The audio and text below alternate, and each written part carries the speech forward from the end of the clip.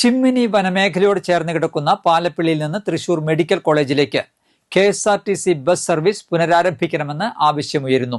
പാലപ്പിള്ളിയിലെ തോട്ടം തൊഴിലാളികൾക്കും സമീപ പ്രദേശങ്ങളിലെ ആദിവാസി ഊരുകളിൽ ഉള്ളവർക്കും നാട്ടുകാർക്കും ചികിത്സാ ആവശ്യങ്ങൾക്കായി നേരിട്ട് തൃശൂർ മെഡിക്കൽ കോളേജിലേക്ക് പോകണമെങ്കിൽ വലിയ യാത്രാ ദുരിതമാണ് നേരിടുന്നത്. നിലവിൽ അമ്പല്ലൂരിലോ തൃശൂരിലോ എത്തി ബസ്സുകൾ മാറിക്കയറി വേണം യാത്ര തുടരാൻ.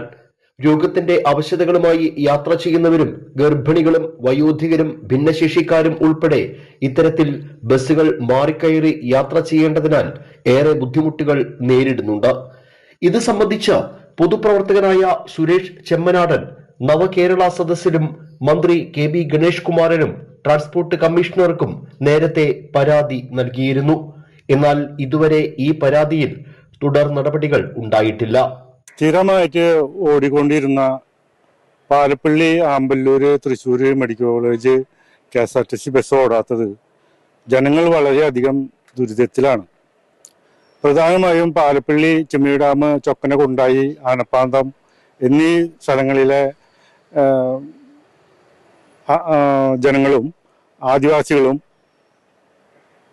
പാലപ്പിള്ളി, വരന്തരപ്പള്ളി, വേലുപ്പാടം, ആമ്പല്ലൂര് സമീപ പ്രദേശങ്ങളിലെ ജനങ്ങളും വളരെയധികം ദുരിതത്തിലാണ്.